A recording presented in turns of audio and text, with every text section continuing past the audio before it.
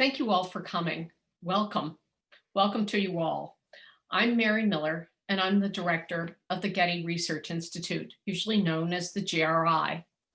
You, our audience and interlocutors today, are in many locations, and you may be on other continents, other countries, and so you are far from Southern California. It is the nature of being human to make meaning of horror and to experience a past, the present in terms of the past, and by analogy. And I mean, really, how many of us ever gave much thought to the flu epidemic of 1918 before this year? In thinking about this event today, I thought of the 17th century's obsession with the massacre of the innocents, a subject that reached the height of popularity with great artists, Guido Reni, Rubens, and others, just at the point where the depredations of the European invasion of the Western Hemisphere, particularly in the Caribbean, the Andes, and in Mexico, were becoming commonly known in Europe.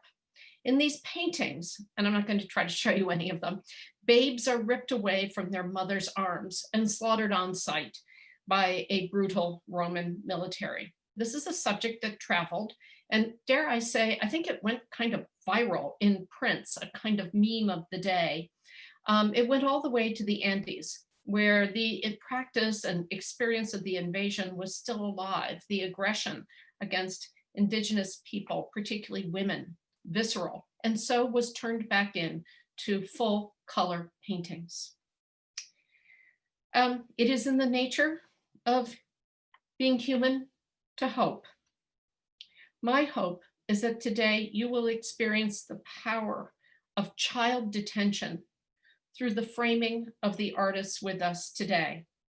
I think you know the subject, but in case you do not, US Immigration and Customs Enforcement, commonly known as ICE, has separated thousands of immigrant children from their families or caretakers at the border. Detention centers have sprung up around the country to confine these children, often for many months and in deplorable conditions. The film La Historia de Mateo follows a family's journey as they flee Central America to the US. Now you're really going to think I'm a crazy art historian, but let me just underscore the massacre of the innocents. And it is known exclusively from the account of the evangelist Matthew or Mateo, both subject and narrator. Probably coincidence, but make of it what you will. The story of Matthew. The film documents the process of seeking legal asylum and contemplates the toxic stress resulting from family separation. Following a screening of the film, Los Angeles-based artists Rafa Esparza, Gala Porras-Kim, and Sandy Rodriguez will join the film's director, Malona P. Badelt, in a moderated conversation. The conversation explores how these Los Angeles-based artists call attention to the humanitarian crisis. Some very brief introductions before I step out of the Zoom window. Malona P. Badelt is an award-winning filmmaker and director of La Historia de Mateo, which was released a year ago. Rafa Esparza is an artist and with performing artist Casil's co-founding contributor of In Plain Sight. More about that later. Gala Porras-Kim is a Getty Research Institute artist in residence for the 2020-21 scholar year. She's a contemporary interdisciplinary artist who works in Los Angeles, and she's a contributing artist to In Plain Sight. Sandy Rodriguez will be known to many at the Getty. She is a painter whose series, the Codex Rodriguez Mondragon, is a collection of maps and paintings about the intersections of history, social memory, contemporary politics, and cultural production. This program is organized and moderated by Kim Richter, Senior Research Specialist at the Getty Research Institute and co-head of the Florentine Codex initiative. And I want to thank the many Getty staff who've made the logistics seem so easy when they are anything but. Chelsea Anderson, Anya Ventura, Megan Newcomb, Amy Hood, Gus Kowalski, Paul Peters, Andrea Vancora, and Bill King. Thank you, thank you. And now let the film roll.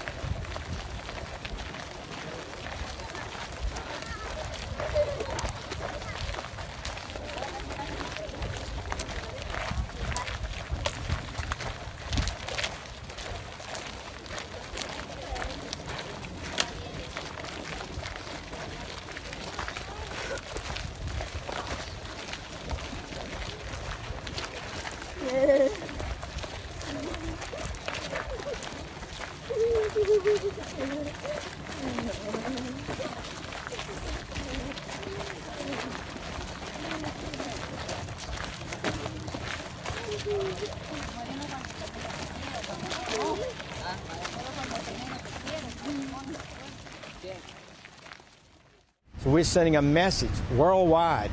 Don't come illegally. Make your claim to enter America in the lawful way and wait your turn.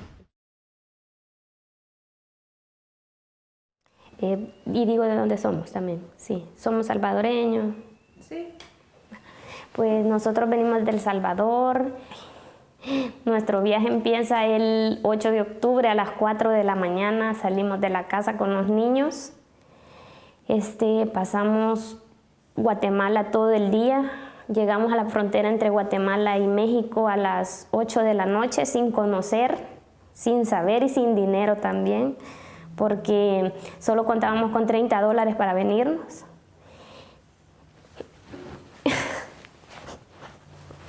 Y ese día no comimos nada todo el día. Y los niños estaban llorando porque tenían hambre. Y llegamos a un albergue. Allí dormimos. Y el siguiente día, pues, venís, vas a estar en la entrevista.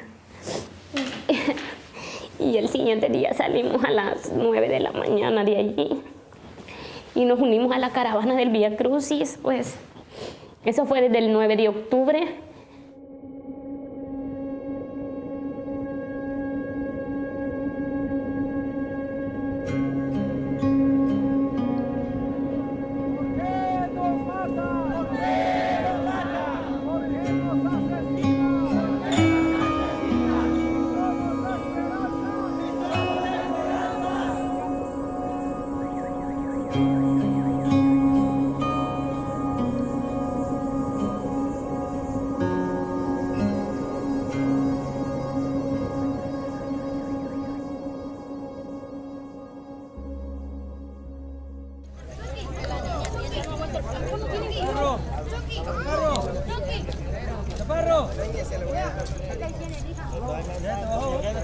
Y pues nosotros salimos por la violencia que hay en nuestro país.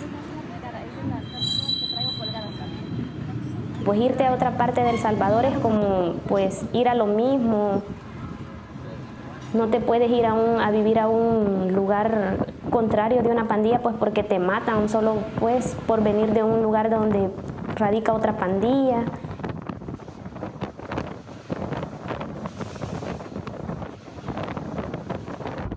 Y si te quedas en tu colonia, pues también la pandilla te mata porque no le puedes pagar por estar ahí.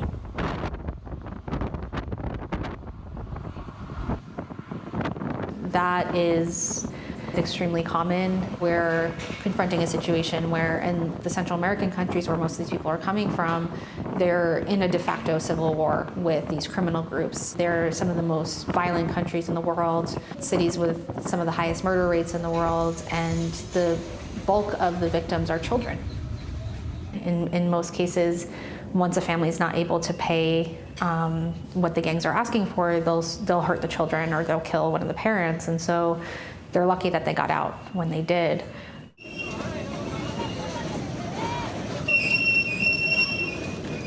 Gracias a Dios logramos llegar y con la salud de Mateo un poco deteriorada porque él siempre vino enfermo en el camino, era el más pequeño de los dos. Y siempre fue la prioridad de nosotros, pues darle una estabilidad a él, era el más pequeño, que se recuperara del viaje y pues por eso decidimos que se fuera él primero con su papá.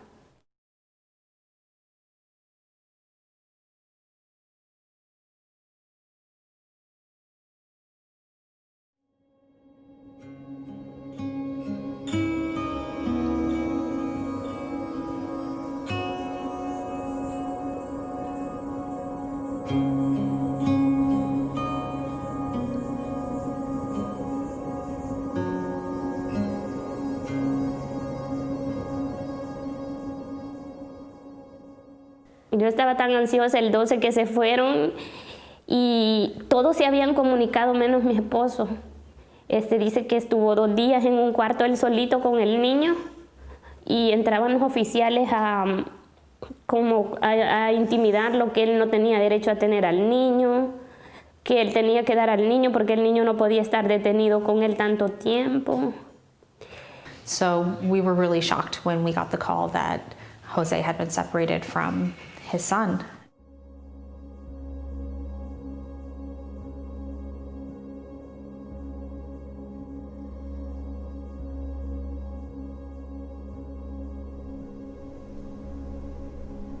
Cuando estábamos en San Diego, nos llegaron con la noticia de que nos iban a separar de nuestros hijos, entonces nosotros hicimos un grupo, ¿verdad? Porque la unión hace la fuerza y pues dijimos, no vamos a entregar a nuestros hijos. Y a la segunda vez llegaron con un tono más intimidante, que no querían usar la fuerza para evitar que los niños sufrieran, pero que iba a ser algo inevitable si nosotros no aceptábamos.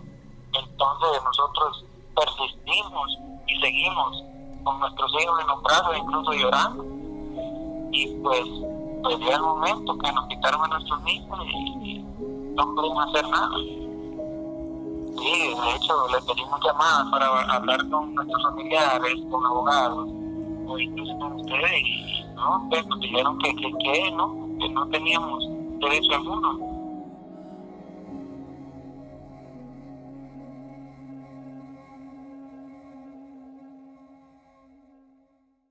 So what the Department of Homeland Security has said in these particular cases is that the fathers didn't have documentation proving a parental relationship, but we worked with Jose before he went in, and now we've spoken to the rest of the fathers. All had original birth certificates, original passports, their own identification. Like I said, in 15 years of doing this work, I have never seen anyone go in with that type of documentation and be questioned. Bueno, luego del 16 de noviembre pasaron 7 u 8 días para saber a dónde estaba el niño, que se lo había llevado a un albergue a Texas.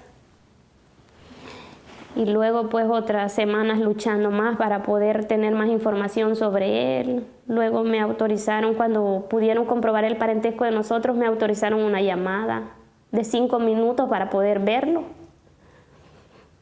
La primera vez que le hablé, él me buscaba en la casa donde estaba, esperando que yo llegara a traerlo. Y es bien difícil verlo, pero pues hay que tener fe que va a estar luego con nosotros.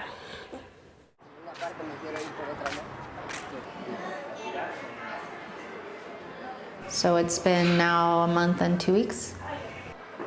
If they stay in Mexico, they'll die because the gangs follow them here.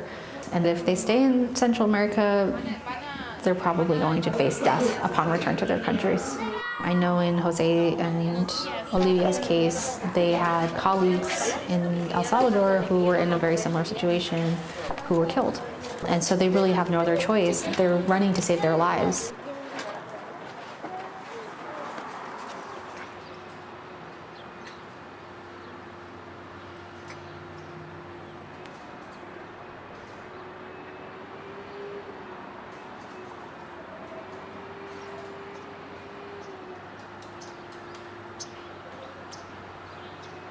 Dice papá, Andresito, pórtate bien a donde van con mamá, que pronto vamos a estar juntos. ¿Y la de El Salvador? También dice aquí que, y que dejó su casa y que su primo le está cuidando su bicicleta y que sus juguetes también están en la casa. Y que dice tu primo que te quiere mucho y que cuide a Mateo también. She's about to present herself at the border to ask for asylum with the other minor. And I know that your agency has verified parentage for her. And so I was wondering if you had any verification from the Salvadoran consulate that you could share with me, just so that, we'll have an easier time once she gets through for her to be reunified with a child, or at least for immigration to know that she's already gone through that verification process. Allá, mira, ahorita donde vamos a ir va a ser mucho frío. Vas a tener que portarte bien y no vamos a poder tener el teléfono para que veas a papá. Sí. ¿Por qué? Porque ahí no permiten que uno tenga el teléfono. Entonces por eso te mandó a decir papá que te portaras bien. ¿Juguetes? Tampoco. Bien, juguetes, sí. Y si no te deja entrar el oficial los juguetes, ¿qué vas a hacer? No puedes llorar.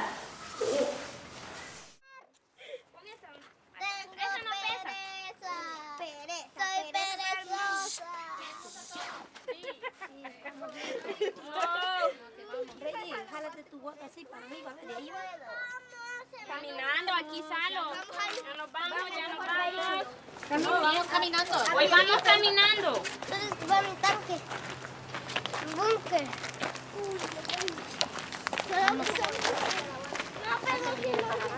Sí, es como venir en la caravana. Vamos otra vez en la caravana.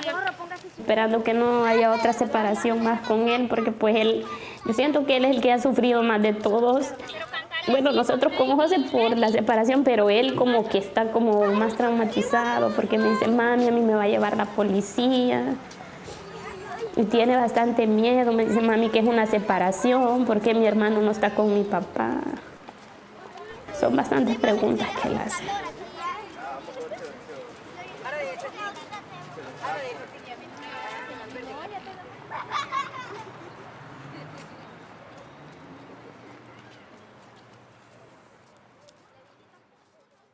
When someone goes into CBP custody, we have no way of tracking where they are. They're not allowed to call an attorney. We call it the tunnel. They go into the tunnel, and we have to wait for them to come out the other side. So I had entered my appearance as her attorney via email. They gave me her alien number, which would allow me to track her once she gets into ICE custody. But when she's in CBP custody, it's like a black hole. So that's when she's in the hieleras. So if she's suffering any kind of abuse, if she's being separated from her son, there's no way for me to know that. I call a million times and they're not going to tell me anything.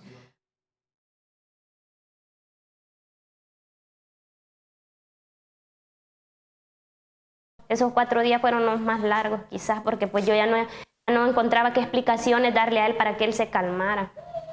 Mire, creo que nos entregamos a las 10 de la mañana y pasamos quizás hasta como a las 10 de la noche. Él siempre con miedo de mamá, me va a llevar la policía cada vez que llegaba un oficial, y yo le decía, no hijo, no te van a llevar. Él vio cuando se llevaban a los otros niños y los niños estaban llorando por su mamá, o sea, y daban gritos en el pasillo, y pues su mamá tratando de agarrarlos, y el oficial la metió de un solo al cuarto. Quiero salir de aquí, mami, vámonos. Mami, ¿a qué horas nos van a sacar? Y yo le decía, tené paciencia, ya nos vamos a ir. Y cada vez que llegaban con una lista, decía, mami, nunca te llaman, mami, me van a separar de vos. Y yo le decía que no, o sea, es bien difícil. I was beyond happy to see them here in Los Angeles, but now we're talking about getting him enrolled in preschool and taking him to the doctor and all of that, and he's so reluctant to be even a few steps away from his mother. You have reached IES Hidalgo Foster. If you know your party's extension, you may dial it now. For an operator, press 0 or remain on the line. Good afternoon, IES. This is Erica. I'm the attorney assisting Mateo de Mar's mother and father. What's the name of the kid again? Mateo. Dylan Mateo. Oh, Dylan Mateo. Dylan Mateo. Okay, give me a second. Okay. IES, how may I help you? Hi, this is Erica Pinheiro. I'm the attorney helping Olivia Acevedo Cáceres. She wants to move forward with the reunification. Okay, is she in the United States? Yes. Okay. Well, I would have to do a sponsor assessment. I don't know if she has time to do one right now. Usually takes about an hour or so to do the sponsor assessment on my end. She has time to do the sponsor assessment right now. ¿Quiere empezar el proceso ahorita, cierto? Sí. Yeah. Vamos a comenzar con el nombre del papá de Dylan. Aquí lo tengo nomás para verificarlo. Sí. José de Mar Fuentes.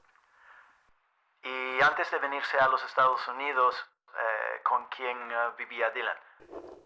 Vivía con nosotros 4, el papá, yo y su hermano de 4 años. ¿Y un día normal de Dylan antes de venirse a los Estados Unidos? Se levantaba a las 8 de la mañana, desayunaba, se tomaba su pachita, a las 10 de la mañana era su baño. Cuando estaba debajo su cuidado, ¿caminaba Dylan? ¿Hablaba o decía palabras? ¿Piensa cuidar del niño? ¿Sí sabe que Dylan tiene que tener su propia camita? ¿No tiene por casualidad la parte de nacimiento de usted? No se va a tener que hacer huellas.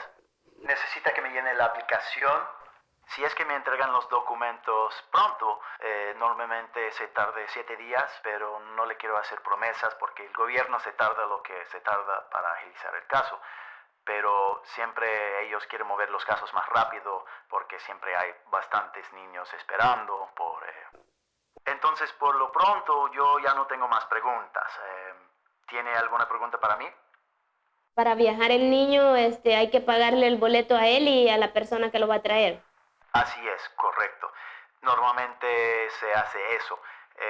Entonces le pedimos a todos los patrocinadores, en este caso a usted, que aguarde una cantidad de dinero ya para cuando se llegue la aprobación del caso. Normalmente le avisamos a todos los patrocinadores que guarden por lo mínimo $2,000. No le voy a decir que va a costar tanto así. Puede ser más barato o puede ser más caro. En realidad, no sé, todas las aerolíneas trabajan diferente. Erica, do you have any questions for me? So she has to pay for the ticket for him to come in? Yes. Usually the way it goes is the sponsor has to pay for the ticket. Okay. Well, we'll have to do a little fundraising around that then. So we'll get started on that. Okay. She hasn't had money to turn her phone on. She hasn't had money to get a U.S. SIM chip in her phone. So she hasn't been able to communicate with the shelter and hasn't been able to talk to her son. So if she doesn't have money to turn on a cell phone, how is she going to pay for 2 one-way ticket or 1 round trip and 1 one-way ticket from Texas to California in a week?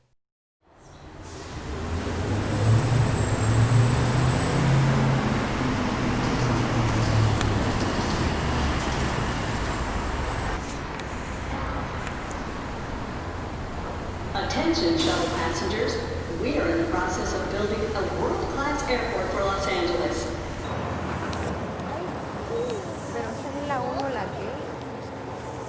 So all the way at the end, they will be coming out.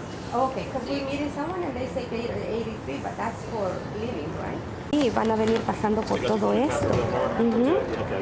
Van a salir por allá y van a dar la vuelta aquí. ¿Y ahí van a frenar? Sí. Este ya me dio los muñecos y a la hora de agarrar al niño no voy a poder.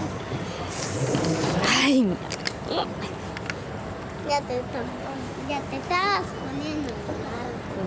Ya va a venir Mate. Ahí viene. Tía, usted ve y lo mira por allá y nosotros por aquí. Ya va a venir. No, es una niña. No, es una niña.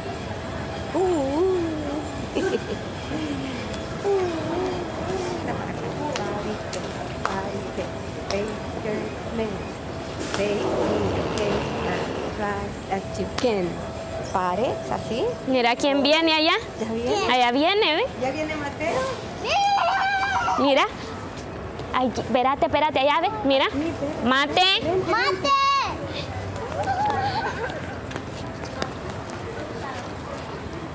Mateo. Mi amor. Hola. Mi amor. No conozco a mamá, mi amor. ¿Qué fue, mi amor? ¿Qué fue, mi amor? Mira. ¿Y André, mi amor? ¡Mate! ¡Mate! ¡Toma! Mi amor. Yo le digo Mira, mi amor. Camila, no me fijaba que lo estaban mirando.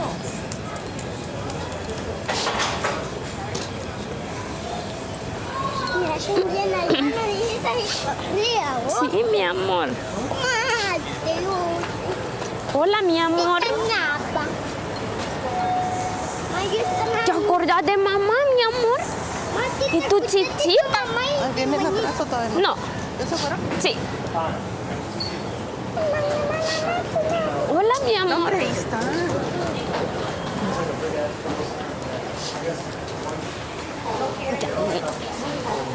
¿El qué? ¿El qué nos van a hacer?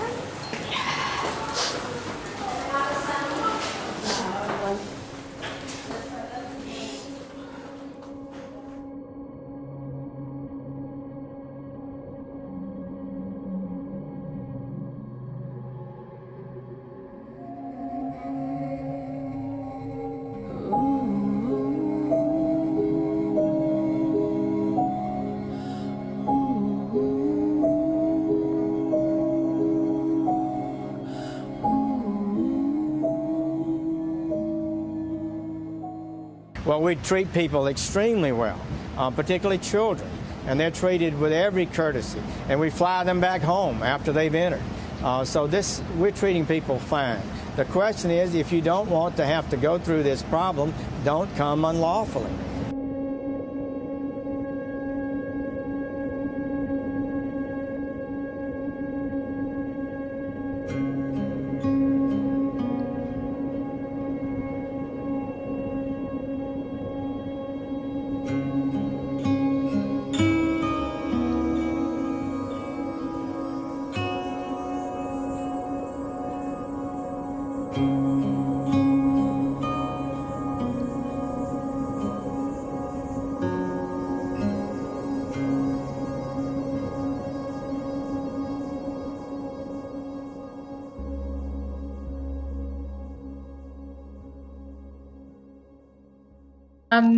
Hello and bienvenidos. I want to welcome you all to our first virtual program of the GRI, and I'm happy to share this space, this virtual space here, our virtual stage, with our panelists, Rafa Esparza, Gala Porras-Kim, Sandy Rodriguez, and Malona Badelt.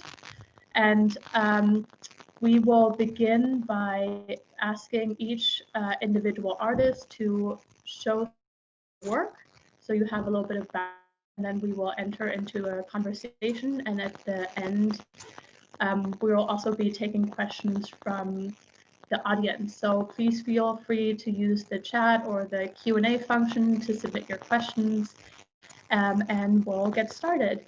I would like to begin with Rafa and ask him to join us here and share his slides with us that he prepared.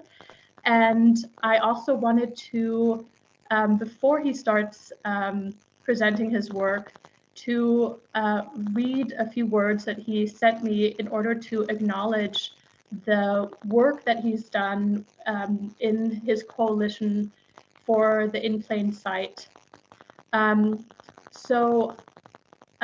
Plain Sight is co-organized by Casillas and Rafa Esparza, and it is a coalition of 80 artists united to create an artwork dedicated to the abolition of immigrant detention and the United States culture of incarceration. Together with a film team led by director P.J. Raval and producer Faria Zaman, an impact team led by Seth Hernandez Ronquillo, and impact advisor Lina Trivas, strategist Rebecca Lichtenfeld, producer Christy Michael, and curatorial team Kyle, Stefan, and Paulina Lara. They organized a highly orchestrated mediagenic spectacle and poetic action wrote artist-generated messages in the sky over 80 different detention facilities around the US. This project is conceived in 5 parts: a poetic elegy, an acted on a national scale, an interactive website, an anthology docuseries, accessible actions for the public to take to join the movement against immigrant detention, and cultural partnerships producing arts-related education and engagement. So it's a big collaborative project undertaken and that is still going on, and ask that you now come and join us and show us more of this work. Hello, everyone. Thank you so much, Kim, for that introduction. Thank you, Malona, for sharing that film. I wanted to show a couple of slides that will give you a sense of my own work, my own practice, before I get into sharing some work about In Plain Sight. And I also, even before that, I want to just acknowledge my parents, Ramon Esparza and Maria Mila Esparza, whom themselves journeyed into the States in the 70s from their humble rancho in Durango, Mexico, to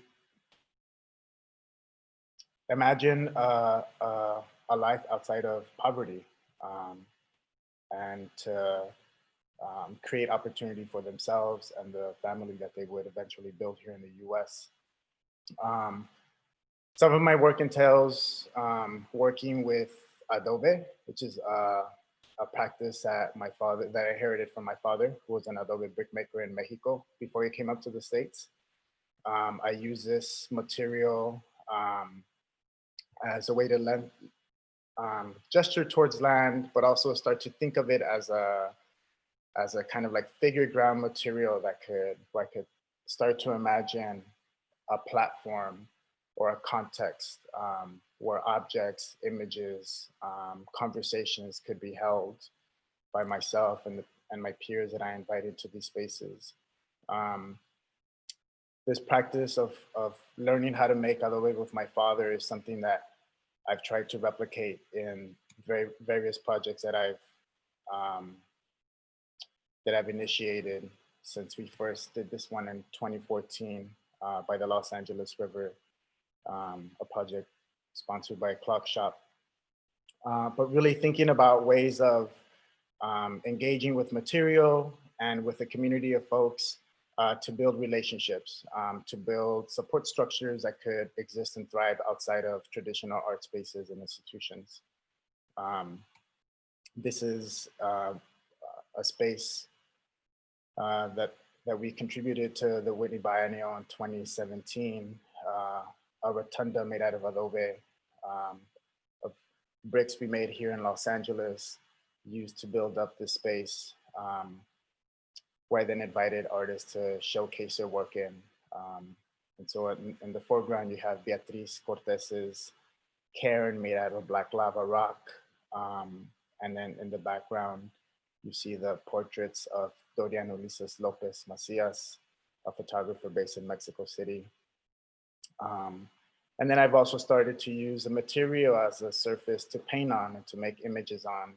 I actually did, my formal training in art was through painting, but abandoned it for about 10 years because I just became really kind of disinterested in the context and the history of painting in terms of like the frameworks and the ideas that I feel like working with adobe, I started experiencing like this kind of like conflict that was, this work was helping me experience and see. But so performance is also a practice that strongly informs and ways that I manifest some of my inquiries. This is a performance that I did in front of the Men's Central Jail in 2015. After just having experience with, I'm sure, the rest of the country, many videos that were going viral of young Black men being slain by police fire. and also use this as an opportunity to respond to my own relationship to the LAPD, having been often racially profiled, pulled over for no reason, harassed. So with the help of family and friends, ensconced my body up to my chest, and proceeded to chisel my way out of this sort of like concrete column. Again, I was gesturing towards these sort of like materials of confinement that the men's central jail is built out of.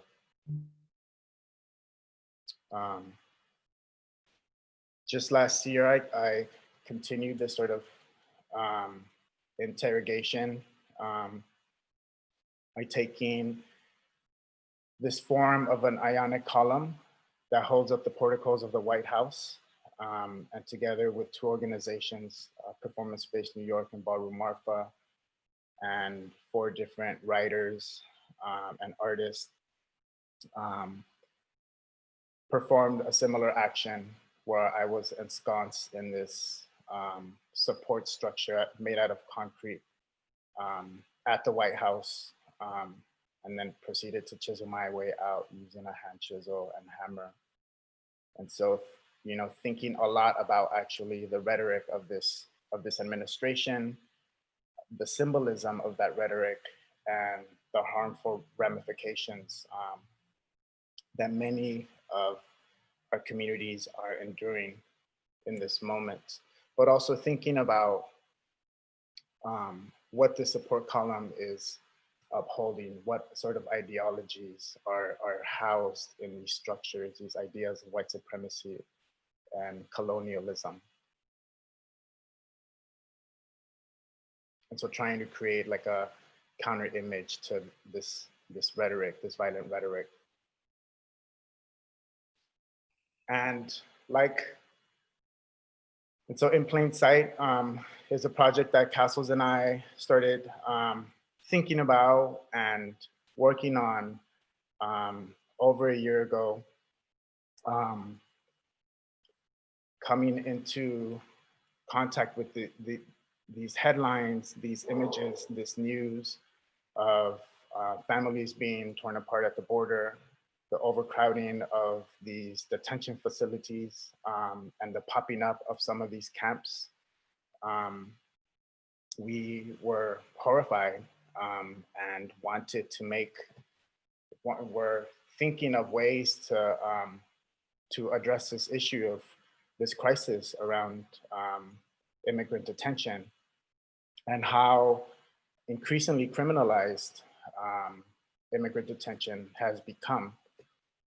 And so upon our research, starting to research, we're learning about the vast number of detention centers that exist in the country, over 200 nationwide. And so Castles and I think it was like during a text, Castles shared this idea of, there was a sort of like shared sense of urgency of wanting to give visibility to this issue that is not new, this issue that is tied to the sort of cyclical violence of incarceration in this country that's part of a larger issue of mass incarceration. And they sent this text asking about like, what if we could take to the sky and use the sky, the sort of like ultimate platform to index these various sites that are otherwise invisible. And so over the 4th of July weekend this year, 2020, we organized a group of 80 artists, activists, and organizers to come together, an incredible cohort from a diverse subjectivities to concentrate our efforts towards immigrant detention. And so we contracted a sky typing company that's situated here in the US.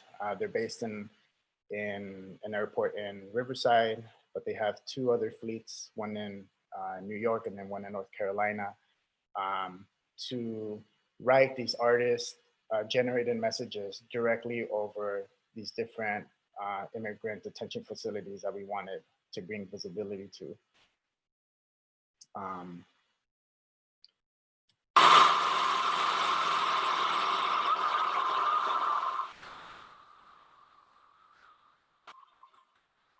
And so the day of started with Castles and I jumping on a plane and flying over 2 of the first detention facilities that we wrote messages over, to Adelanto and Mesa Verde.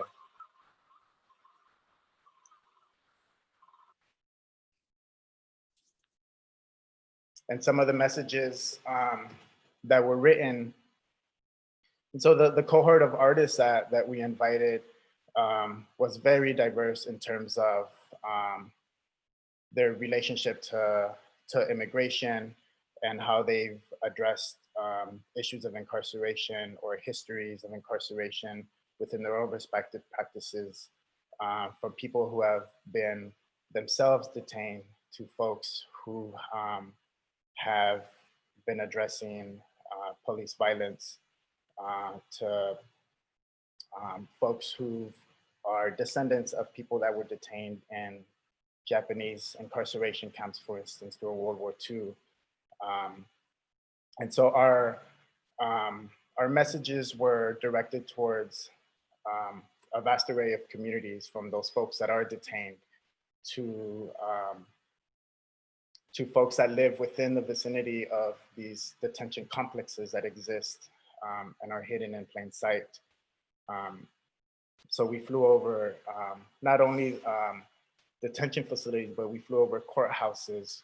We flew over historical sites of relevance, sites that used to be incarceration camps.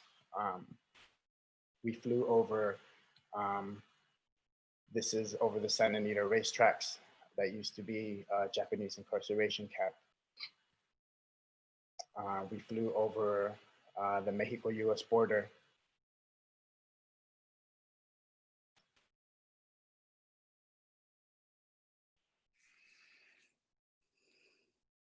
And we also flew over the GEO headquarters, the GEO West Coast headquarters. This is actually the phrase that Castles generated.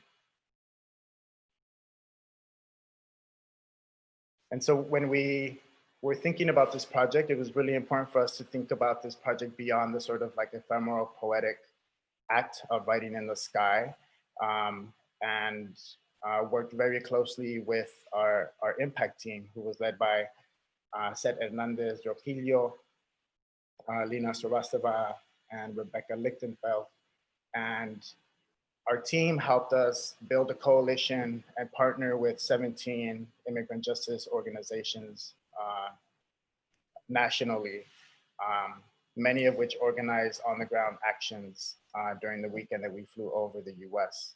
And so really creating like a strong effort to, or making a strong effort to really connect like this sort of like monumental gesture that's being written in the sky to on-the-ground work that's being done and that has been done on the ground for decades. So we wanted to not make a work about immigration, but you make something that could help amplify the work and drive resources to these organizations that are helping, that are fighting for justice for immigrant folks in detention. And so one way that we did that is we spelled out #XMAP after each message, and that would drive folks into our website. And then our website hosts a interactive map where you would punch in your zip code and it would geolocate you and the detention centers that are nearby you. Because something that really struck Castles and I as we were thinking about this project is just the sheer amount of detention centers that exist in the country. I didn't know there were so many, that they exist in every state in the country. And so we want our website to be an educational tool. We want it to be a resource. We wanted it to be a place also that could connect against some of these messages that would otherwise have no context, nothing to sort of like ground them. And so when you visit the website, you would find the artist-generated message, a description of why they wrote it. And then we would also have, what we also have is a take action tab. And in our take action tab, we have these 3 goals that we outlined together with our impact team is wanting to uplift the calls to action from our organizational partners, help fundraise to the various bond funds that we identified together with that coalition, and also encourage people to vote. You know, knowing that millions of folks are unable to vote because of their immigration status or because of them being incarcerated, we want to encourage people to think about this issue when they hit the polls. And so again, being very intentional and thoughtful about how to have this ephemeral action live beyond the sort of day it was performed. PJ Raval, along with producer Faria Zaman, are working on building a docuseries that will use In Plain Sight as an entry point to really dive deeper into the various factors that contribute to the current crisis of immigrant detention. We've also worked with Nancy Baker Cahill, who is the founder of the Fourth Wall app. And she's been able to, it's an augmented reality app, which she's been able to permanently install some of the messages over our site. So they're viewable through your phone. So you actually visit the site while the skywritten message is disappeared, you can see the messages in the sky using this app and your phone. And so calling into question sort of like how monuments are made, whose histories are embedded in these public monuments. Thank you so much, Rafa. Next up is Gala. I thought I'd continue with you since you contributed to the In Plain Sight coalition. So if you could talk a little bit about your work and how you came to collaborate with In Plain Sight. And of course, you're also our artist in residence this year at the Getty Research Institute. So we're of course very eager to hear about what you are working on right now. Thanks for inviting me to participate in the panel. I was thinking that I was going to quickly share some of my past projects for some context and then sort of explain how I was invited to participate in the In Plain Sight project. So let me share my screen. So, you know, many of my interests have been mainly in, you know, accessibility or inaccessibility to language. And so some of the earlier projects that I had made were in relationship to tonal languages, which had not been written down. And many of them exist in Mexico. So I spent a lot of time making works in Oaxaca, working with indigenous languages like Zapotec, and figuring out what the difference would be once it was written down and how those processes were decided. You know, like if an oral tradition has been passed down through generations through a spoken word, what happens when like a literary tradition comes in and like stops that to give precedent to a written word. So I made this project which started with this, you know, translated version of whistled Zapotec words into the spoken Zapotec form into its whistled form. And through the process of making this work, you know, I talked to so many people here in LA and the Oaxacan community to try and generate what an individual version of a written form could be instead of a top-down sort of governmental or institutional style. So the text for this is made by, you know, a consensus of guys who worked at the Falafel King in Westwood at the time, who was my main Zapotec text source at the time. But then the project expanded into these signs, which I made in Mexico that were sort of these I went to Mexico City, and there's this Corredor Soledad that has a lot of Zapotec communities there, shops, and then I just proposed to them to translate their existing signage into Zapotec. But of course, it was, you know, many of the that there was a written form at all. It's just something that you know. But the signs were generated by the individual people who made the original sign. So like the one on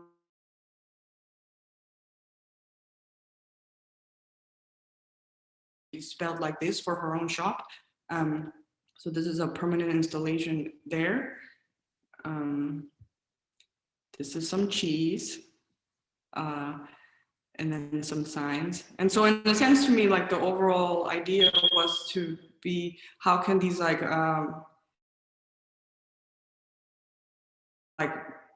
language that determine how we communicate, or maybe like even history, how it's written, it can be a more sort of democratic process that can, and who might, you know, in the beginning, once it's made for the first time, or how unknown information might be filled in. So that actually led to my side interest, which has recently become my main interest, which is this conservation and institutional framework. I guess it's very similar. So this is a project I made for the Made in LA, which dealt with artifacts from the project was mainly looking at the post-its that the conservators and curators were, and based on those notes, I made these reconstructions as a placeholder until there's more technology or somebody might come with a better idea of what these objects might be. But in a sense, it's sort of, the post-its themselves work the same as a historical record, that somebody is very sure that it is this thing, and then somebody else years later will come and say, that guy was wrong, and it's actually this other thing, and so on and on. Because once the information is gone, there's really no 100% way that we might know what it might be. So then this is the objects that were from the Fowler were borrowed to install at the Hammer, and through that process, the staff had to come up with information like insurance value, descriptions for the loan form, which I thought was actually the most interesting part, because then it's sort of prompting the institution to fill in this like unknown base. No?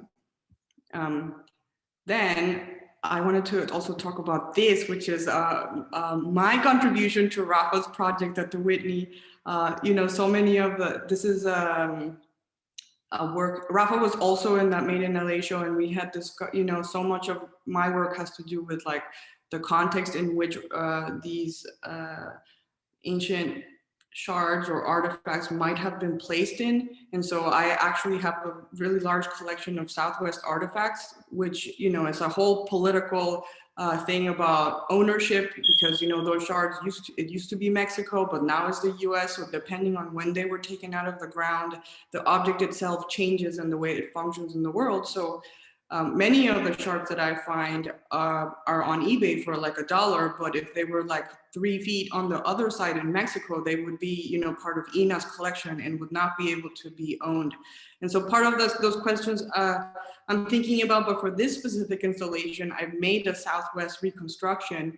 And of course, you know, when Rafa was telling me about his adobe, it was like, of course, these Southwest structures, the likelihood that the shard lived at one point in a Southwest adobe style room, it's very likely. So then in a sense, it was more like his installation and mine became one whole tableau, I think, historical and contemporary at the same time. Then, you know, in terms of this institutional framework that I'm interested in, I made this project for the PST LA, based on this room, the Ancient Americas Galleries at LACMA, which, you know, now that the building is getting remodeled, it doesn't exist anymore. But the project revolved around the contract and the collector, because this room, when I have been there, you know, when you walk through the room, each one of the labels had the collector's name. His name was Proctor Stafford. And so when I went through the gallery, you know, Proctor Stafford's name appeared 300 times in this room. And so I was thinking, is this an exhibition about West Mexico ceramic, or is it about this collector? And so in a sense, it was just like this institutional prioritizing of a collector who sold the collection to LACMA, not even donated it. So there's no like gesture or something, even though there's like a tax write-off for that too. But, you know, there's no like updating of the provenance of those works anymore. And so the project was looking at the collection, seeing the different types of invisible sort of framework that these ceramics exist in. So not only is the collector name, it's also installed in the Jorge Pardo installation. It's also installed in the Bank of America room. It's also installed in the LACMA Museum. It's also part of my own work. So all of these frameworks in which separated from its original function, which we have generally very, you know, people say they were found in mostly grave objects, grave sites in West Mexico. And so to me, it was sort of like this distancing from the original function of this works, which is still continuing. So for example, ritual and ritual objects and gravesite objects never really stop functioning in their original context because the afterlife is technically forever. We have no idea. So for example, if these objects are supposed to go with a dead person and do something still happening now, you know, all of these sort of layers of it that we are placing in, of course they can coexist, but in a way how to think through them in a way that they don't cancel each other out, you know? So the project was basically just manifested in all of these like sort of drawings of cataloging them, because also the collection is West Mexico ceramic, but then they actually come from 3 different separate locations, Jalisco, Nayarit, and Colima. So I separated them. This is like one's from Jalisco, one from Nayarit, Colima.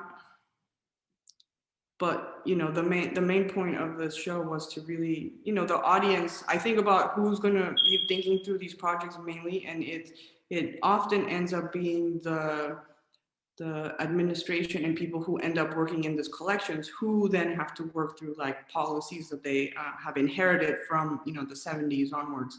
And they might not agree with those policies anymore, but then, you know, they have to find a compromise with that conflict.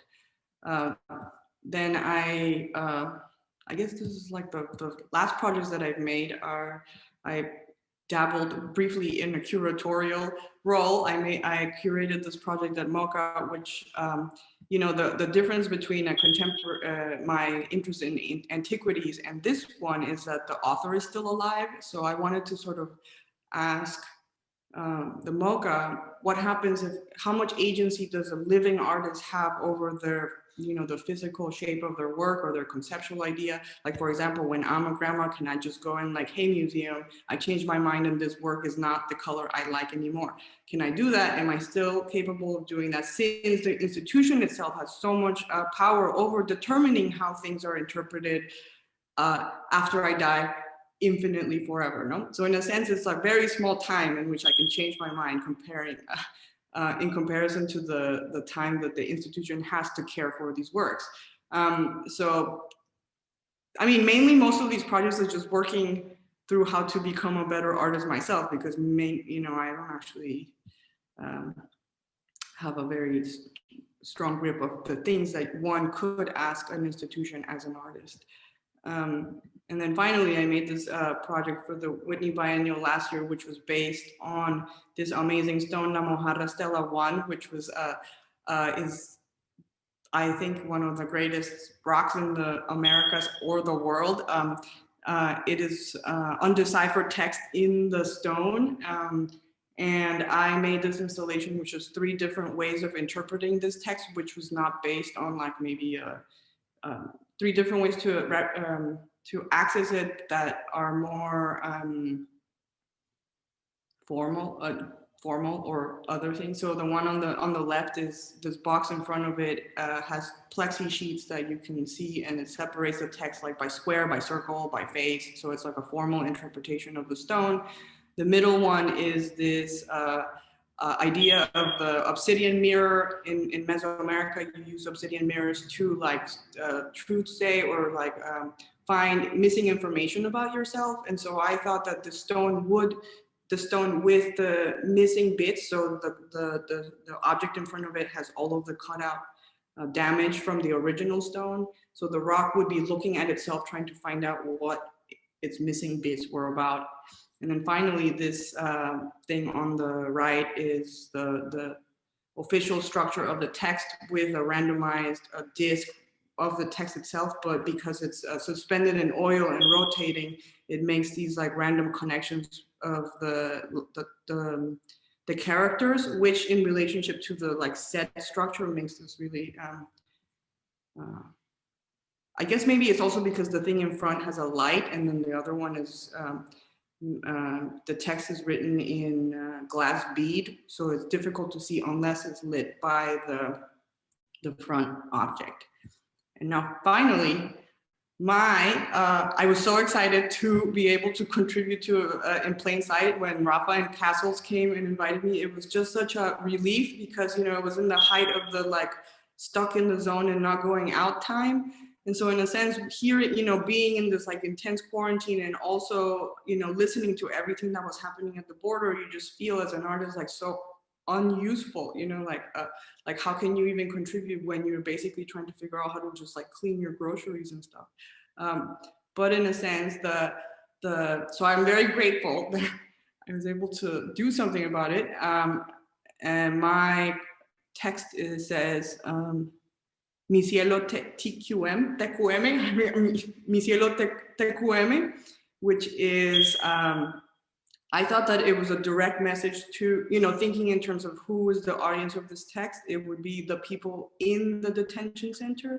It's like a very, it's not an obscure, TQM is not an obscure saying in Latin America at all. It's one of these things like WTF or like TTYL, where you just know what it means, but TQM in Spanish means te quiero mucho, which means I love you or I miss you. It's kind of this thing that your girlfriends or your like boyfriend tells you about in the notes or whatever.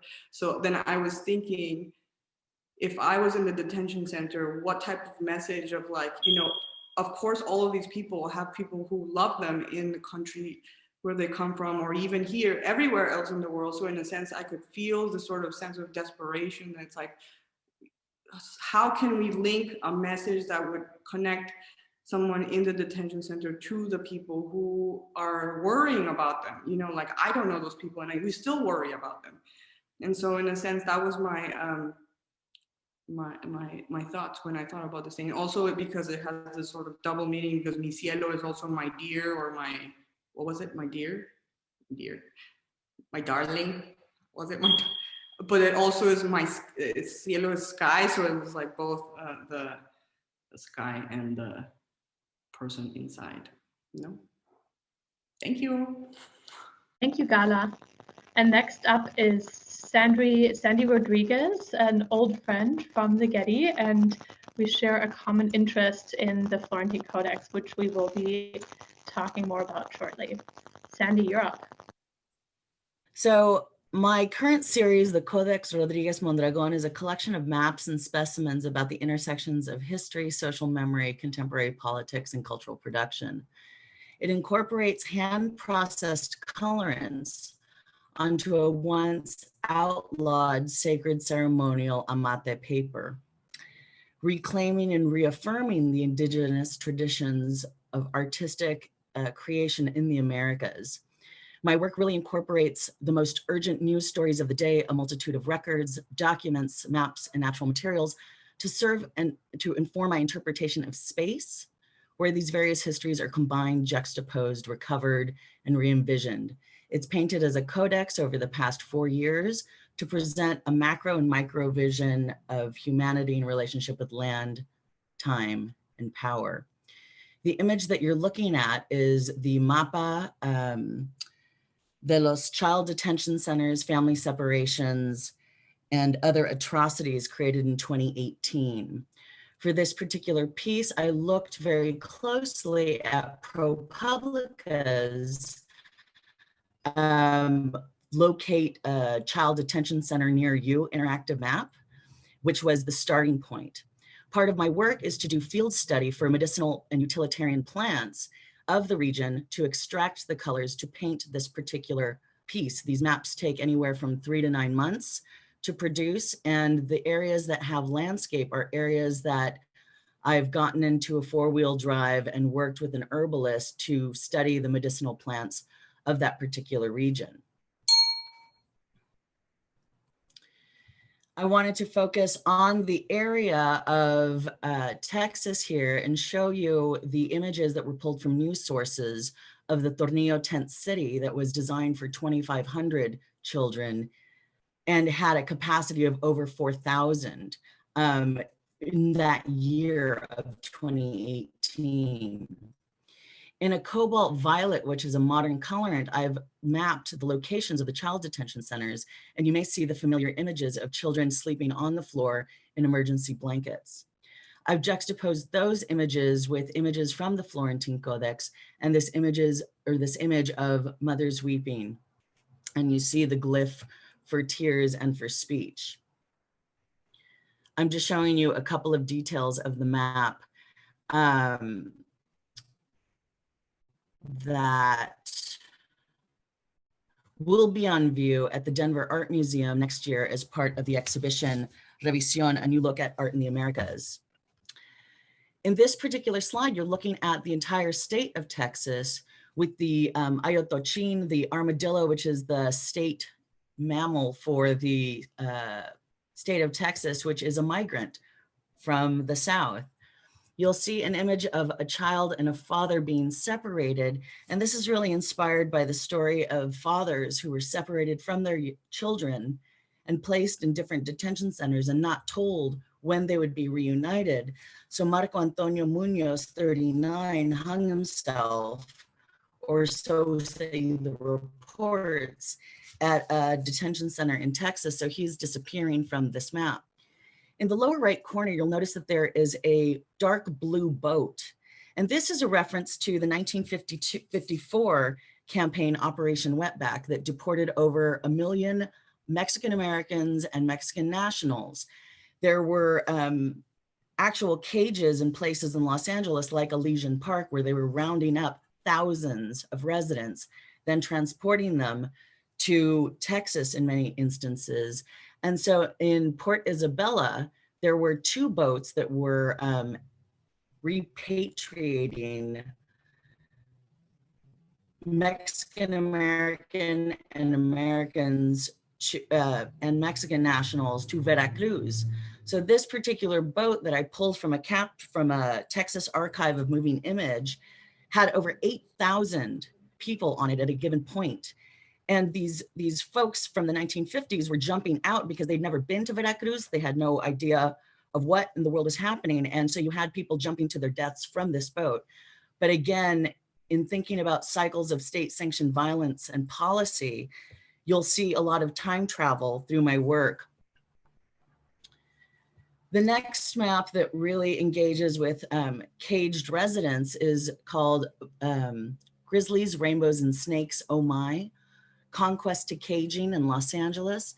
And this is both inspired by the scholarship of Kelly Lytle Hernandez, as well as book 12 of the Florentine Codex. But what I've done is really created a double map, which plots every location of caged residents in the area, beginning from the mission system, going on to the proliferation of prisons, jails, juvenile detention centers, migrant detention centers, and child detention centers. So it again is really compressing and helping us visualize recent scholarship and understanding how in Los Angeles we end up the carceral capital of the world. The most recent exhibition that really engages with the story of migrants and the contemporary crisis that we're living in was earlier this year. It was January to March. And this particular exhibition is called You Will Not Be Forgotten. And it is dedicated to the 7 Central American migrant children who died in Customs Border custody between 2018 and 2019. The story of Jacqueline Calmaquin became part of my mind and my experience in December of late 2018. The headlines read, "She died of dehydration and shock." I wrote this on a piece of amate paper and taped it to the wall. And it took me months of really going around how I would address this narrative and this moment, this experience that we're all sharing without re-traumatizing a contemporary audience, without re-traumatizing her family and all of us. And so I had to take several months of research and field study to be able to even begin these portraits. But to begin the portraits, I had to read every single news story in English and Spanish. I had to cross-reference the details and follow the stories throughout the period of 9 months. So if Jacqueline Calmaquin takes her last breath and dies of cardiac arrest caused by dehydration and shock in December of 2018 in New Mexico, I have to plot that on the map as well. She first stopped breathing on the bus that they put her on to El Paso and then dies in the hospital. Juan de Leon Gutierrez is 16. And so his last breath was on April 30th, 2019, and he's captured in El Paso and then released only when he's dying, only to take his last breath in Corpus Christi. Their child's birth year on the lower right, and then, or sorry, on the lower left, and then the year of their death is on the lower left. The quetzal is placed to indicate their country origin of birth. And so the quetzal is the national symbol that is on the flag for Guatemala, but it also stands in for freedom. It is also it reported to die if caged. And so it was a moment to really just layer some of these images. Felipe Gomez Alonso is 8. He's also from Guatemala. He also dies of a treatable disease. He had the flu, and he dies on Christmas Eve in Alamogordo in New Mexico. He was one of the kids who had to sleep underneath the freeways in El Paso at the moment when they were caging people underneath the freeways. In my field study, I landed in Tucson and then did a 1,000-mile road trip following an herbalist looking for medicinal plants that would cure the maladies of respiratory illness that claimed so many of their lives. By the time I got to El Paso, they had moved those people who had been captured from those sites. Next to him is the image of Wilmer Josue Ramirez Vasquez. And he is almost 2, or he is 2, and he's also Guatemalteco. He dies of pneumonia. His last breath was on May 14th in El Paso. Darlene Valle, her death was not reported for over 6 months, and she died in September 15th, 2018. Actually, it was reported for 9 months, but she dies in Omaha, Nebraska after being captured in Hidalgo. She was the first child to die in custody since 2010.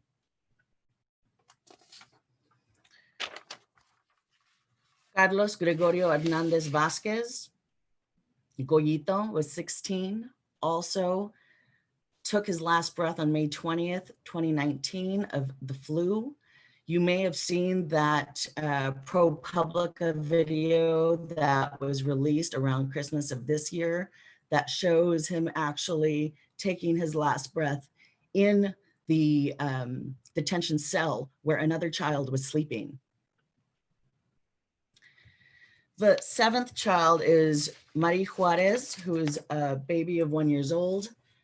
She also was kept in the hielera for so many months that she develops a respiratory failure and a lung infection and denied medical attention. So her portrait is on one side, and then there's a portrait of a mother and a child on the other side, and there's a double portrait on the chest of the mother kissing Yasmin, kissing Mari on the face with her tubes in the hospital.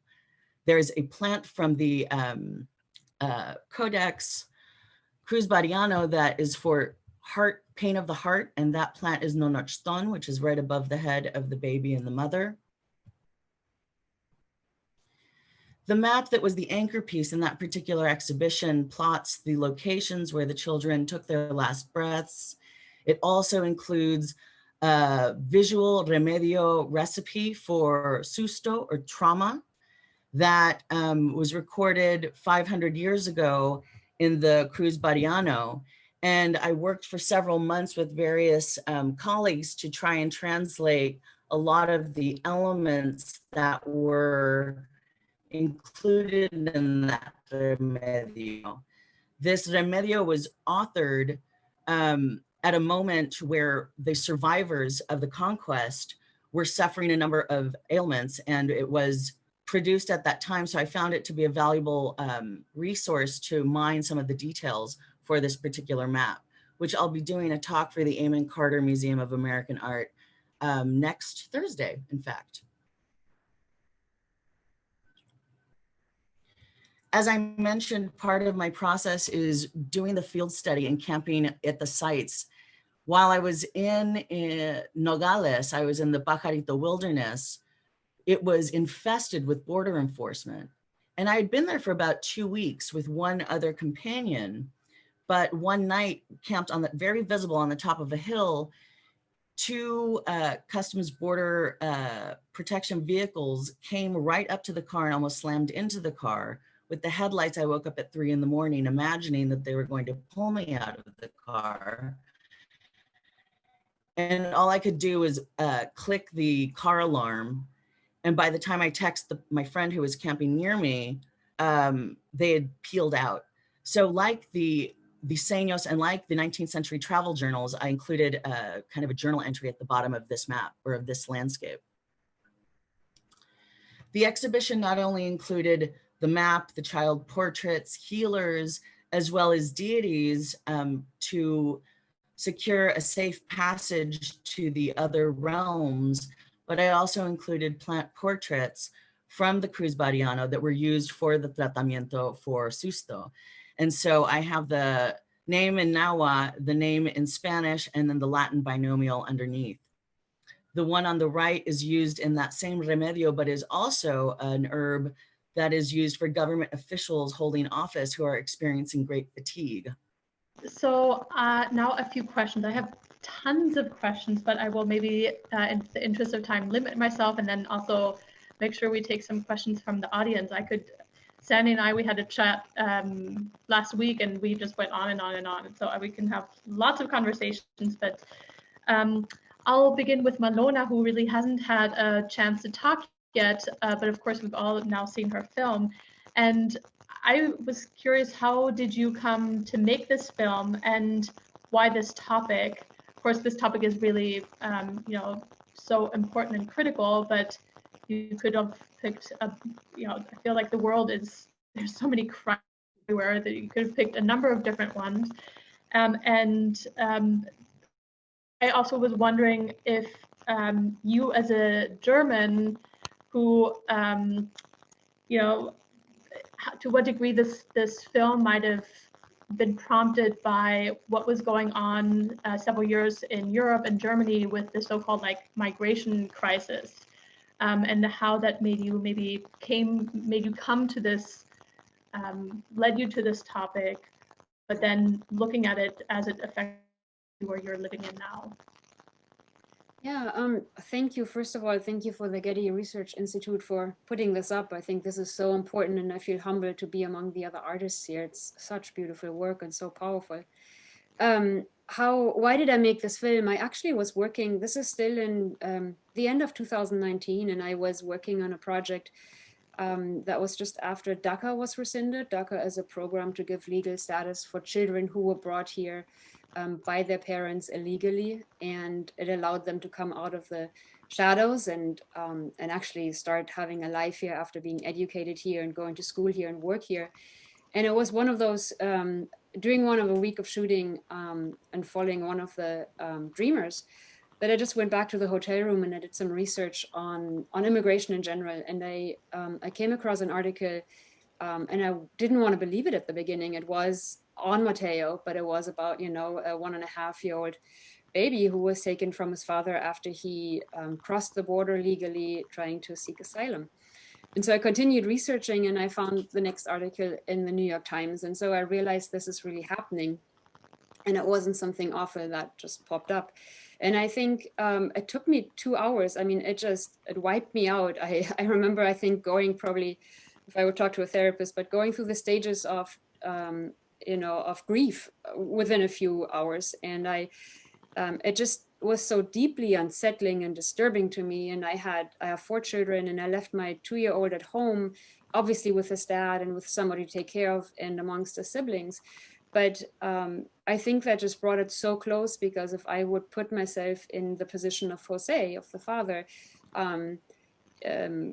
it's like somebody pulling my guts out, and I had to do something. I couldn't just sit there and look away. I felt like then I would be just partially part of this, how do I say that? I would be part of the system allowing this to happen if I would just look away. Mm-hmm. And so I feel, I actually hadn't been on social media for a long time before that. I hadn't been on Facebook for years, but I reached out to the lawyer who you see in the film. And I reached out and I found their organization, Al Otro Lado, on Facebook, and they also have a webpage. It didn't work so well then, but I think it does now. Anyway, I reached out to them, and within 24 hours, she had emailed me back, and she said, "This is going to happen much more. Thank you so much for reaching out.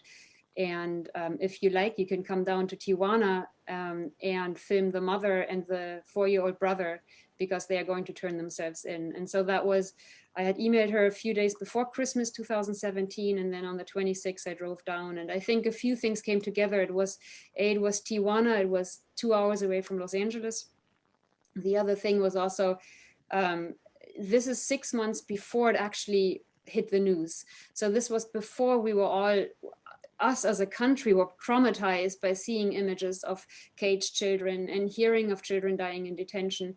And nobody was down there yet, really capturing this. And it didn't come, only later as I was editing the film did I realize, from making a film and telling a human story, and hopefully not a political one, but a human one, did this become an investigative story.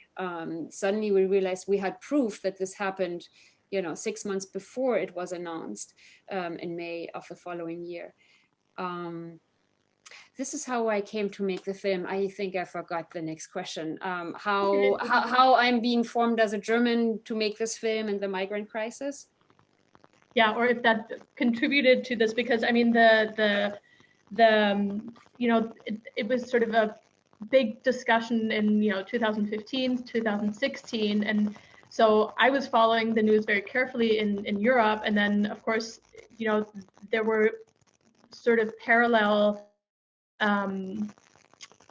this parallel process going on here, but very different political solutions were being sought for it. And so I was just sort of thinking about how you might have followed the news on both sides of the world, and how that might have propelled you into this topic. Yeah, it's interesting. I think what propelled me more for making this film is, like, I think going back even more, I think I was brought up not as a political person, even though my mother is politically informed and has strong opinions, but I think I was brought up more as like an ethical and human person. And so for me, it was connecting to the human stories, and outside of political agendas or laws that would allow for something like this to happen.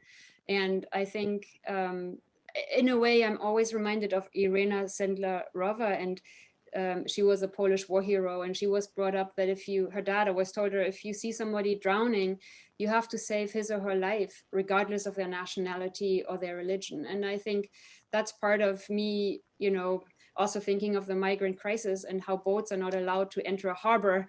What these people are doing is they wouldn't be leaving where they're leaving if they wouldn't have a very strong urge to do so. And I think what I'm trying to also say in this film is, that brings me to this film, is like, you are not going to make the trip on a train, on top of a train with a 1.5-year-old and a 4-year-old, if you didn't have real reason to leave where you are.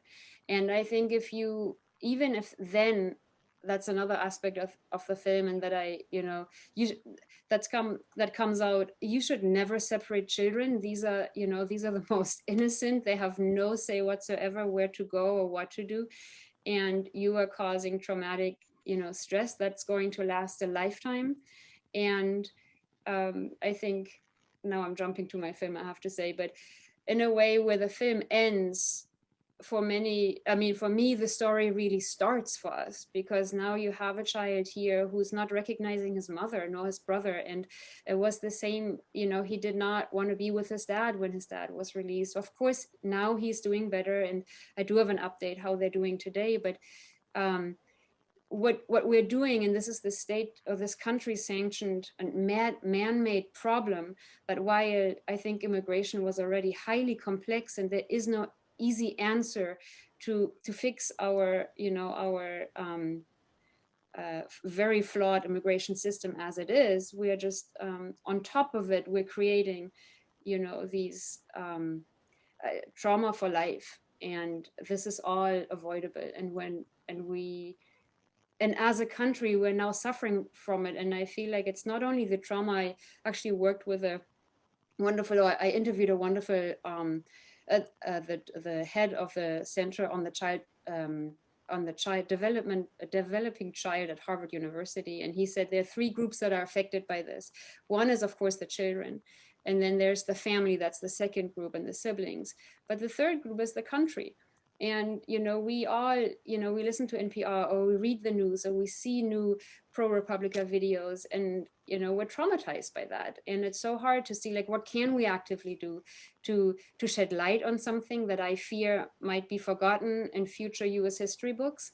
And I don't want it to be forgotten. And actually that brings me back to your question, being a German. I think when you grow up in Germany, you study the Holocaust many times, not only once, but from various, discussion angles. And one question that always does come up is, like, you start thinking and you ask your parents or your grandparents, well, what did you do in that time? What would you have done?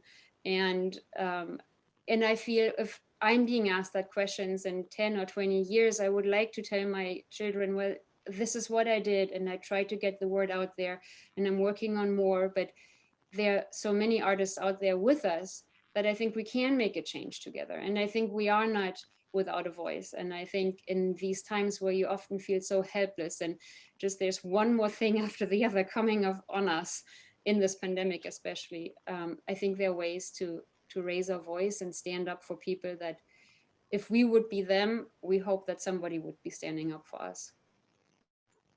Thank you. That was goosebumps, because of course that resonates a lot with me, also being German. And this, you're right, this eternal question, like, how would you act? What would you do? And it's not necessarily even in, like, context of a Holocaust, but, if, a grandmother fell, on the sidewalk, what would you do? But would you be that person just standing back, or would you go and help?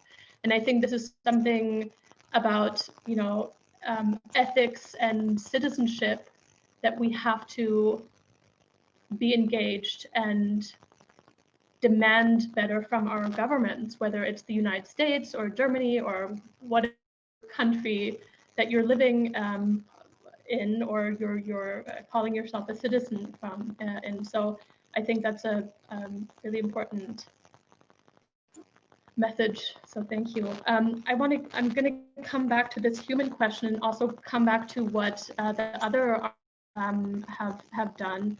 But I just, before we move on, I want to see how the family is doing now, and did they get any sort of, where are they today? How are they doing? How's Mateo doing? How's the family doing? Did they get any psychological treatment or anything like that? Where are they located?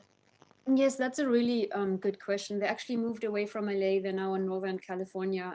So it makes it a little bit harder to be physically there with them, but we are actually in constant touch, and I've been out there, and we've seen each other quite a few times since they moved. But Mateo is doing okay. I don't want to say really well, but if you would just meet him on the street, or if you'd meet him at a preschool, you would think he's just a normal child. He's beautiful, and he's happy, and he's engaged.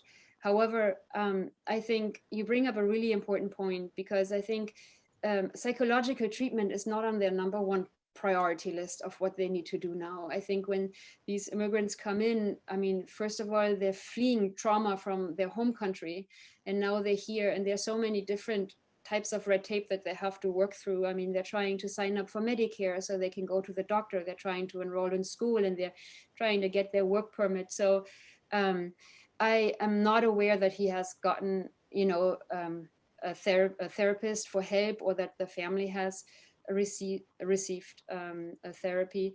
It is possible. There has been a lawsuit, and it actually, you know, allows them to have a therapy and that they don't have to pay for it. But I think it's I think what we've done to them is we've pushed them so much down now that a lot of them also, not only this family, but they're also afraid about speaking out about that because they're seeking asylum. So for them to speak out in the midst of often us fearing our democracy, in which we should be allowed to speak out, they are definitely not going to speak out because they first and foremost, they want to receive asylum. And so I think while they're doing well and they're a strong family, as many immigrant families are because of what they have to go through, I don't believe that they have had, you know, therapy.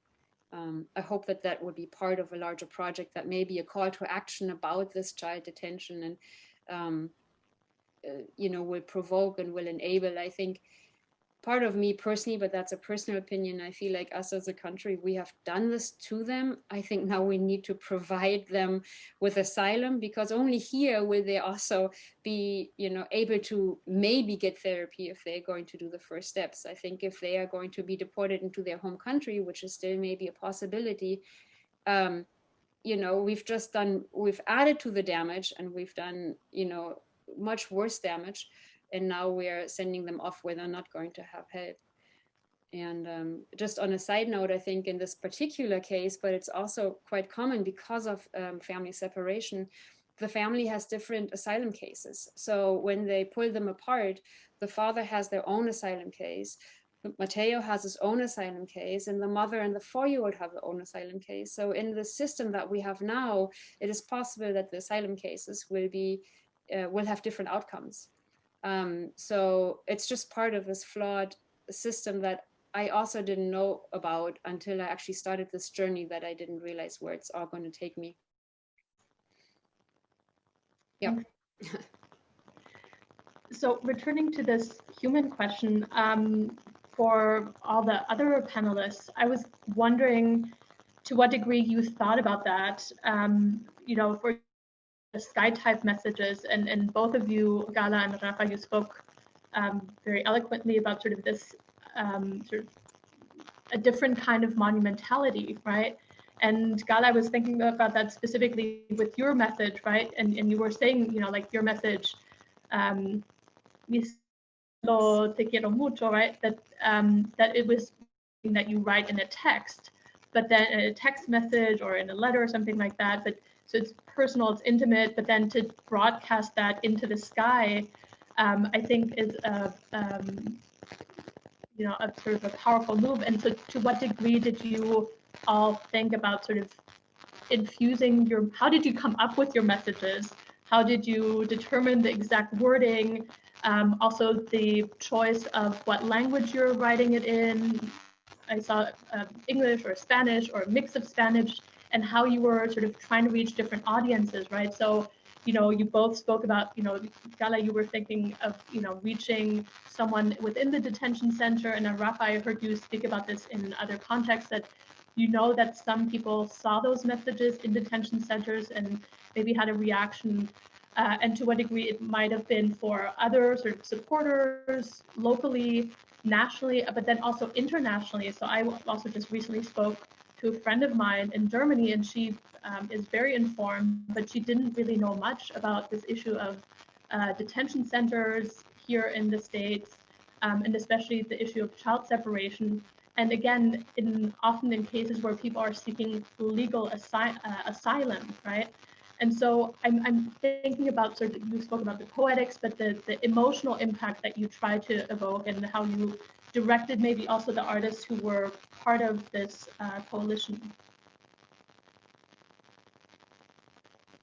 guess I can respond briefly on what you were talking about. Yes, one of the things that I thought about is was that the people, that message flew over Rio Grande Detention Center in Texas, and I thought that nobody who doesn't know Spanish or probably has lived in Latin America might know what this is. So so the sort of anxiety and thought process that I went through was thinking that there's such a grand gesture, and to think about, like, I don't even know how expensive it is, or like can a private person send them a message, be able to afford to write a message like that. But then I thought that the size of the project sort of matched the size of the wall that these people were in. So in a sense, it's like you can't just send them a text message. You can't have access to communicating the normal way that you would share this type of feeling with them. So we have to use this sort of really grand gesture to match the size of the, it doesn't even match, I don't think. It's just to sort of thinking about the scales of the government's own gesture of keeping these people inside, yeah, that's how I thought about it. It was like, maybe it would be a collective effort or something, like a newspaper or something. And then I knew that probably one of the thoughts that I thought was like, oh, am I wasting the thing because we're not having a very overtly political message, like, hey, government, you suck type of thing, because that was the original impulse. Like, what is it? Like, how can we, I wanted to sort of, the first draft was all really angry messages, like, what the hell is happening? Because it is very painful to even just, if we're trying to empathize with the people who are inside of a detention center, it's a lot of pain and anger. And so in a sense, to get over it, to get to a tender moment was very difficult, at least for me. But then I thought there would be other artists who would do the other. Well, I think, I think every artist approached generating a message just dependent upon their own proximities to detention and incarceration. Again, from folks who had been detained themselves, to folks who are undocumented, to folks who are immigrant, to folks who are Black and experiencing like police violence in the country. But I think there were formal constraints. It was a 15 character limit that we had asked folks to work with so that we could have enough characters to spell out XMAP. And I think from what I just conversed with various artists, that was a challenge in and of itself. Trying to thinking of, again, the sort of real estate of characters and language to be able to communicate something effectively to whether it be someone that's detained in one of these places, or again, we worked with an incredible PR team that was lent to us, 2 PR firms that were on retainer from partners that we were working with on this. And they, we really like worked hard to try to like give this moment like places to exist beyond the sort of the live experience of seeing it in the sky. And so I think trying to communicate with the artists that, yes, this is an audience that you could speak very specifically to, but we also want to make sure that we could reach like a mainstream audience that would otherwise probably not have a connection to this issue. Because I think something that's really important and to acknowledge is that when immigration is talked about and immigrant detention is talked about, it's something that in our imaginaries is relegated to borders, right? And again, these are detention facilities that exist in every state. And so how do we get this message to everyone? Like try to like really broaden our reach in terms of who we could reach with the story and being thoughtful about like what is a story that's sort of what is a narrative that's being carried through when this work is being talked about, when it's being written about. Again, so always like, I mean, this is also a work that neither Castles or I had ever like worked on in terms of scale, in terms of like with how many people we've worked with. But also we've never worked with like an impact team. I mean, the concept of impact is like so like foreign to us in terms of like art makers. We're like, you make the art, you have it out, exist out in the world, and you hope. Like hope is like a big factor in its afterlife, right? But there was a lot of thinking, and the learning curve was incredible also in terms of like the metrics of the impact was something that I was personally like really thinking about as I was seeing like the messages come in. And I think for myself, I wrote La Frontera nos cruzó, and it was legible. It was like written in the San Diego-Tijuana border, and it was legible to folks in Mexico.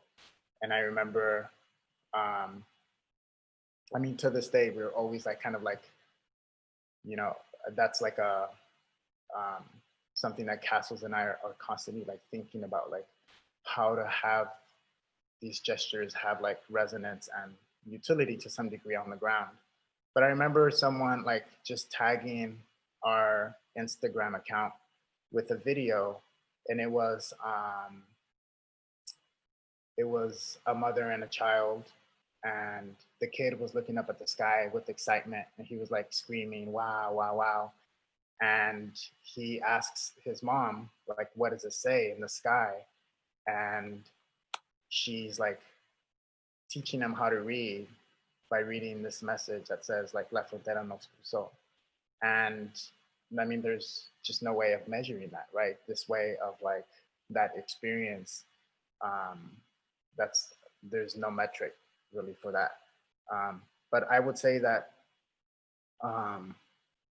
the way that the messages were generated like varied vastly amongst the entire cohort. I mean, there was Devin Suno wrote a phone number in the sky in Laredo, where folks called the phone number. You would hear a written correspondence, a recording of a written correspondence between someone that was detained in a detention center and a relative that was outside. And so you get to, you listen to the voices directly of the people that we wanted to uplift and amplify through this project.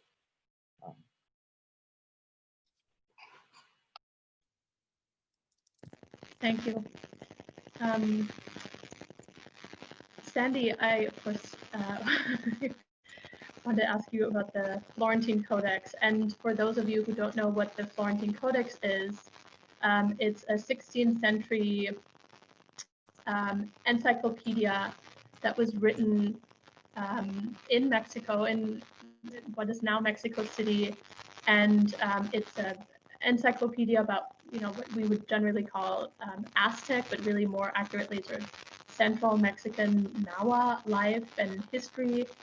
And it was written both in Spanish and Nahuatl. And I'm just going to just quickly share my screen here so you guys can see what this manuscript looks like.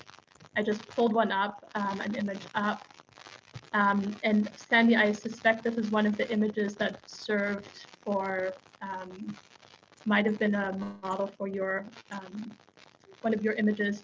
And what you see here on the screen, and I don't know if you can see my mouse, but on the left side is Nahuatl, and on the right side is Nahuatl, the other side is Spanish, and then the Spanish side has many images and illustrations. And this is a very large book, manuscript. It's like 2,500 pages, illustrated with almost as many images. And it was written collaboratively by a Spanish friar and Nahua artists, of whom we know some names, but not all of them.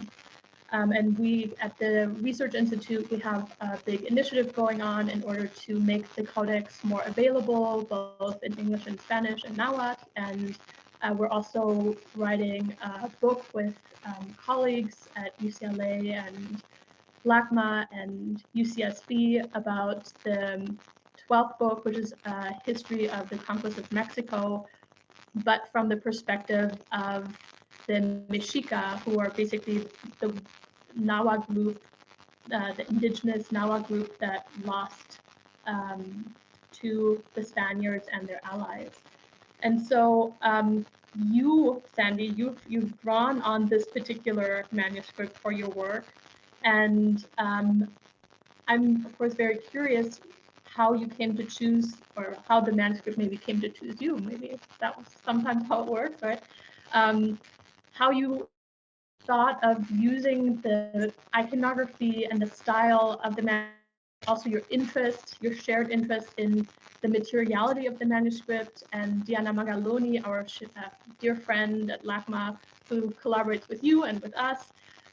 She's done a lot of work about the materiality of this manuscript, like what paints were used, how were these paints made, which has really led to insights about the meaning behind these images, deeper meaning than maybe what you just see, right, through the materials, which of course you artists all understand fundamentally. So how did you come to use the Florentine Codex to tell this very contemporary story around migration and child detention and family separated, and make it sort of also a very local history by placing that in these maps and using materials that you basically gather from the earth and from the plants that are here in California?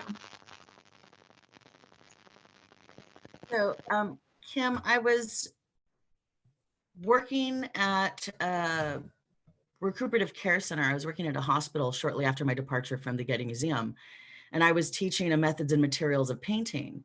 My audience were unhomed Angelinos, therapists, hospital administrators, and I was doing weekly painting workshops simultaneously to exploring the ethnobotanical uses of plants in California. In doing a little bit more research in the Getty Research Institute, I stumbled upon the work of Diana Magaloni and a small text that's called Colors of the New World. And it was in that publication that I learned about the conceptual use of color and a historic painting treatise by artists created 500 years ago. So that was the entry point into what has been now a 4-year consistent study of this 2,000-page text that, again, is in Nahua, it's in Spanish, and the images are a third text. Each tell a little bit different of a story. So when you get into book 12 of the Conquista, the Spanish side speaks of the Conquista, whereas the Nahua side speaks of the Guerra, right, the war. And so having a narrative that is told that is different than the dominant narrative was really critical to finding those moments to pull threads. I spent a number of hours with my mom reading her book 12 of the Conquest and really finding those contemporary political news stories that were parallel. So it made perfect sense to really talk about cycles of violence on brown bodies and really think about how we pull a historic, a present, and then the poetics between this 500-year span. But it is a primary source that just continues to give, and the scholarship around it continues to provide new insights into how we understand this document that is really extraordinary. And, November 19th at the Fowler Museum, we'll have a chance to go a lot deeper with the inspiration of the Florentine Codex and the way in which a number of us are working on the subject. Yeah. And as we always say in our Florentine Codex initiative, and we're in like retracing the steps of the conquest as they were happening literally 500 years ago, right? So last year was the arrival of Cortez in the shores of Mexico, and we're now charting, the killing of Moctezuma and the battles that are happening. And there's a really great website to see the sort of like the real-time 500-year delayed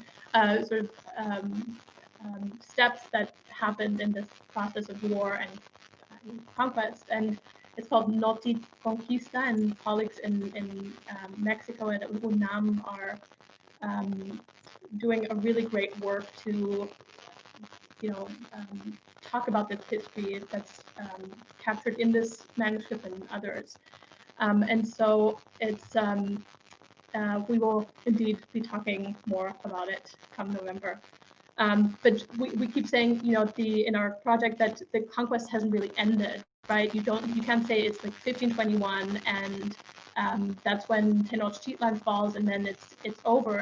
It continues to this day, and I think the issues that we see across the Americas, many of them are the result of a process that hasn't ended, right? That initiated in the 16th century. So a burning question that seems to, I've seen several people comment on this, and one that I always keep asking myself is, how can we get engaged? How can people maybe be in touch with you guys? What are your recommendations if someone sees here and sort of feels moved to do something? But also, how can maybe institutions like the Getty, help to bring the message out and do something about this really humanitarian crisis?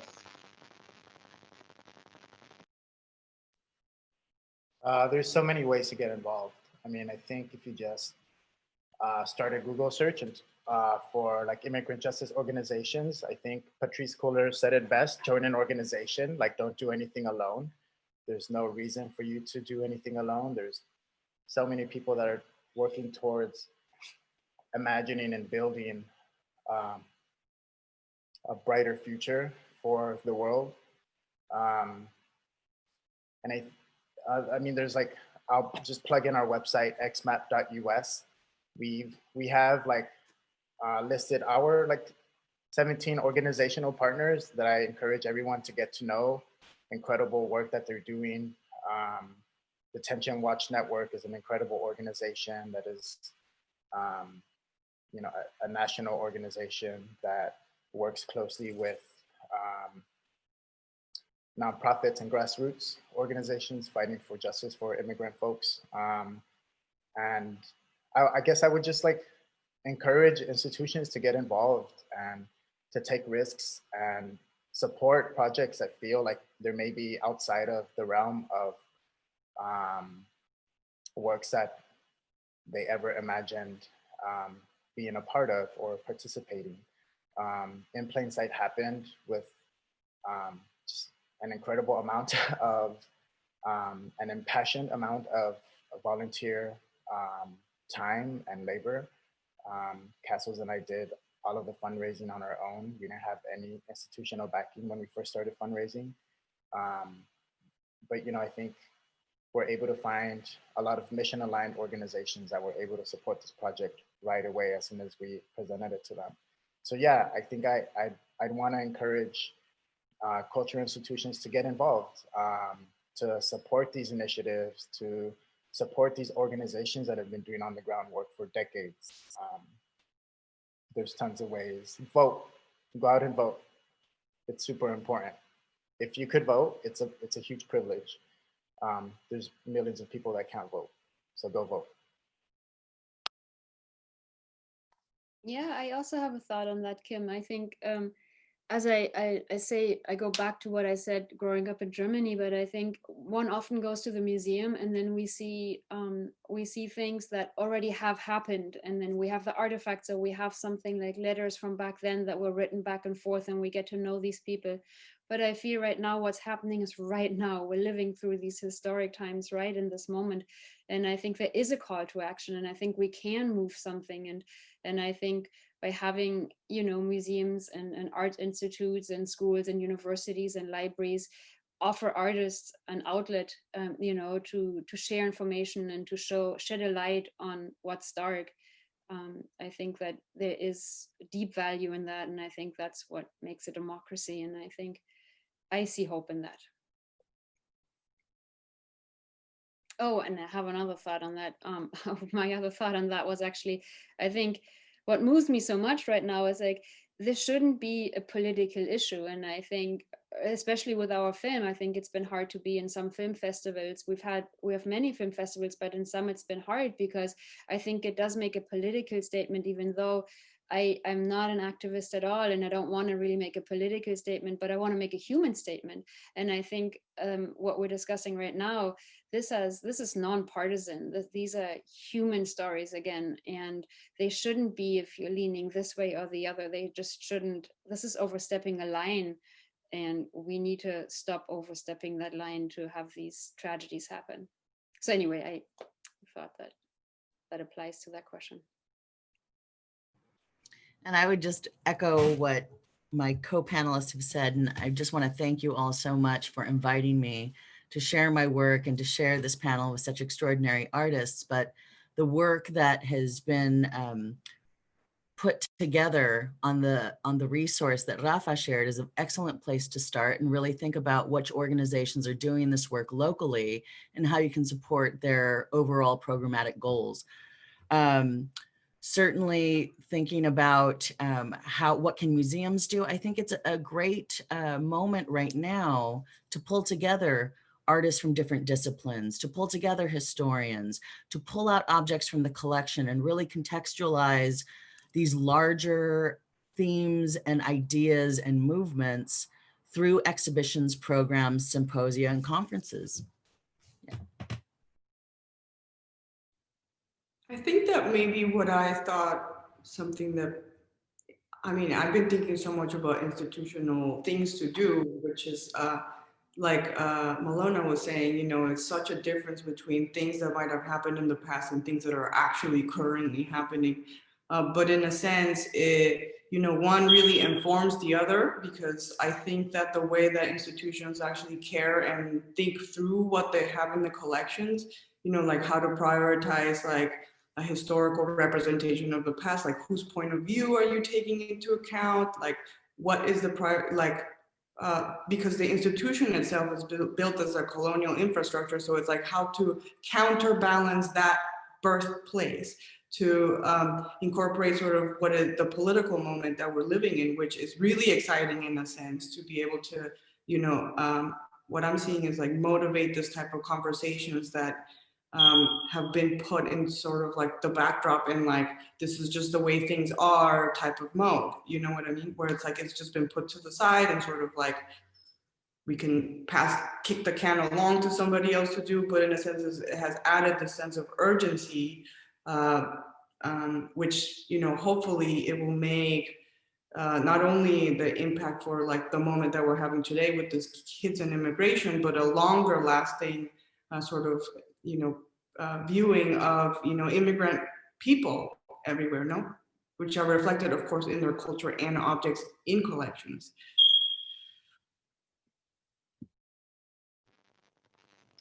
Yeah, we'll see how we all and our institutions fare during this profound moment of reckoning, right? So we are out of time. I could go on and on with you guys. It's such a privilege to talk. So much for showing up and sharing your really, really inspiring work with us.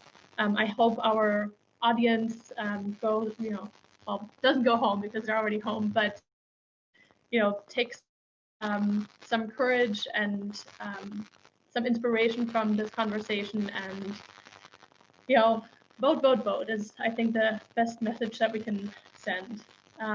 So thank you everybody for attending. I appreciate it, and take good care of yourselves. Thank you.